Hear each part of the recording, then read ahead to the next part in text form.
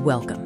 We need to talk about a scientific paper that dropped this week because it contains some delicious irony. Let's open cold with a line that sums up the current state of technology investment and scientific reality. Everyone just bet $122 billion that I can replace scientists. Last week, scientists published a paper proving it can't. To understand the bombshell nature of this paper, we need to quickly trace the backstory of AI's dominance. We've all seen AI crush human experts, first in games like chess and Go, then in medical diagnosis, and most recently in coding. The scientific community, watching this incredible progress, had largely resigned itself to one inevitable conclusion: scientific research itself would be the next domain to fall.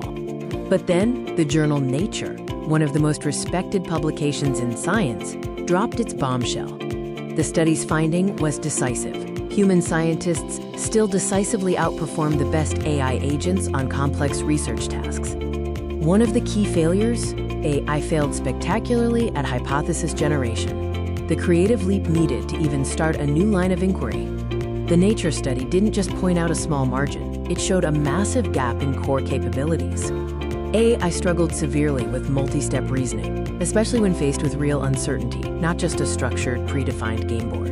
And perhaps the most philosophical failure, the AI simply did not know what it didn't know. It lacked self-awareness about the limits of its own model.